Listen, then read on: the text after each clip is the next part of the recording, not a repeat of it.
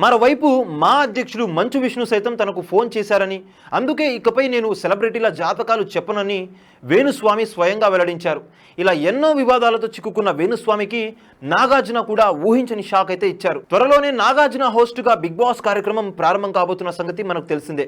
ఇక ఈ కార్యక్రమంలో కంటెస్టెంట్గా వేణుస్వామి పాల్గొనబోతున్నారని తెలుస్తుంది. ఇక ఈయన బిగ్ బాస్ కార్యక్రమానికి కంటెస్టెంట్గా కన్ఫర్మ్ కావడంతో సుమారు ఒక 30 యూట్యూబ్ ఛానళ్లను పోగు చేసి వారందరికీ పెద్ద ఎత్తున పార్టీ ఇవ్వడమే కాకుండా తాను హౌస్లోకి వెళ్ళినప్పుడు తన గురించి పాజిటివ్గా చెప్పేలాగా వారికి భారీ స్థాయిలో డబ్బు కూడా చెల్లించారని తెలుస్తుంది. అయితే తాజాగా ఈయన నాగ చైతన్య శోభిత గురించి సంచలన వ్యాఖ్యలు చేయడంతో నాగార్జున వేణుస్వామి బిగ్ బాస్ ఎంట్రీపై వేటు వేశారని తెలుస్తుంది. ఇలా బిగ్ బాస్ లోకి వెళ్లాల్సిన వేణుస్వామికి నాగార్జున ఊహించని విధంగా తనని కంటెస్టెంట్ గా రిజెక్ట్ చేయించారని సమాచారం. ఏది ఏమైనా వేణుస్వామి బిగ్ బాస్ ఎంట్రీ గురించి వస్తున్న ఈ వార్తలలో ఎంతవరకు నిజం ఉందో తెలియదు.